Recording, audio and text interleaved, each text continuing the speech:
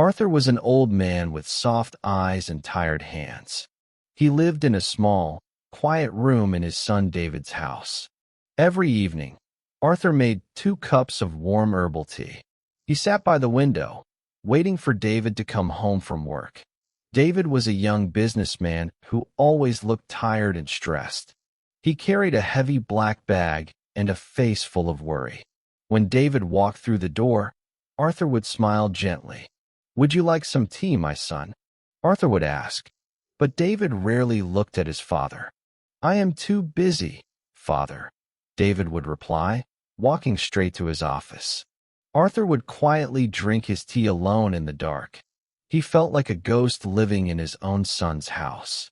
He wanted to talk about his late wife, David's mother. He wanted to ask about David's day and share a simple, warm conversation. But the house was always filled with a cold, heavy silence. Arthur started to believe that he was just a burden to his son. He felt his heart growing heavier with each passing day. Yet, he kept making 2 cups of tea every single night. Arthur's only wish was to feel loved by his only child. He remembered when David was a little boy, holding his hand in the park. Now, that hand felt miles away, even though they lived under the same roof. Arthur kept his sadness hidden behind a gentle, patient smile. One cold winter evening, David came home looking paler than usual. His company was facing a terrible financial crisis, and he was close to losing everything. He slammed his heavy black bag onto the kitchen table. His eyes were red, and his hands were shaking with stress. Arthur felt his son's deep pain and wanted to offer some comfort. "Please, sit down, David," Arthur said softly, holding a warm cup of tea. "Everything will be fine. You do not understand anything," David shouted, his voice sharp and loud. "My life is falling apart, and you are just worrying about tea." David walked quickly into his private home office and locked the door. Arthur stood in the kitchen, his hands trembling and his eyes filled with tears. The next afternoon, while David was out, Arthur decided to clean his son's messy office. He wanted to make David's stressful life just a little bit easier. Arthur carefully dusted the desk, which was covered in important business papers. But as he reached across the desk, his old, weak hand knocked over a glass of water. The water spilled quickly across the central documents David needed for his big meeting. The ink began to run, ruining months of David's hard work. At that exact moment, David walked into the room and saw the wet papers. His face turned red with a terrible, sudden anger. "What did you do?"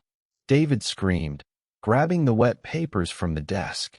"You have ruined my last chance to save my business." Arthur tried to apologize, but his voice was caught in his throat. I am so sorry, David," he whispered, his eyes wide with fear. "I cannot do this anymore," David yelled, pointing his finger at his father. "You are old, you are useless, and you are nothing but a heavy burden to me." The words cut deep into Arthur's heart like a sharp knife. He looked at his son, let out a quiet, painful sigh, and slowly walked back to his dark room. The next morning, the house was unusually quiet. David woke up feeling a deep weight of guilt and sadness in his chest. He knew he had been too harsh, and he wanted to say sorry. He walked to Arthur's bedroom door and knocked gently. There was no answer. David pushed the door open and saw that the bed was neatly made. Arthur was not there, and his small suitcase was gone from the closet. Only a small wooden box remained on the empty wooden table. David walked over and opened the box with shaking hands. Inside, he found an old gold watch and a neatly folded letter. The gold watch was Arthur's most prized possession, left to him by his grandfather. "I have sold my grandfather's golden watch to get this money for your business. It is not much, but I hope it can help you save your dream. I will go live in a shelter now, so you do not have to worry about me anymore." David's heart stopped, and a cold wave of shock washed over him. Tears ran down his face as he realized the horrible mistake he had made. He ran out of the house into the freezing morning air, screaming his father's name. He searched the cold, empty streets, his eyes crying out for any sign of his father. Finally, he saw a lonely figure sitting on a park bench in the wind.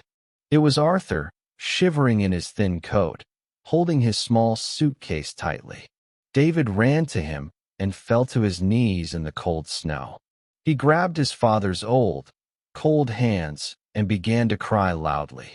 "Father, please forgive me," David sobbed, pressing his forehead against Arthur's knees. "I was blind, and I was so wrong. Please, please come home." Arthur looked down at his crying son and smiled with pure warmth and kindness.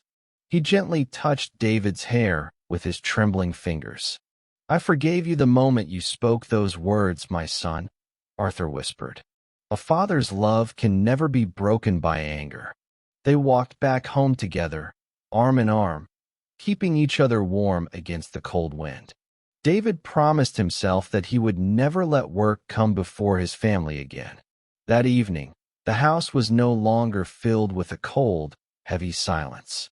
David sat by the kitchen window, holding a warm cup of herbal tea. For the first time in many years, he listened deeply to his father's stories. They talked, they laughed, and they healed their broken relationship. We must always remember that the people we love are far more valuable than our work or money. Our parents give us their entire lives, and they deserve our patience, love, and respect. Never let stress make you speak harsh words that will break a loving heart. For in the end, material things will fade, but the warmth of family is the only true wealth.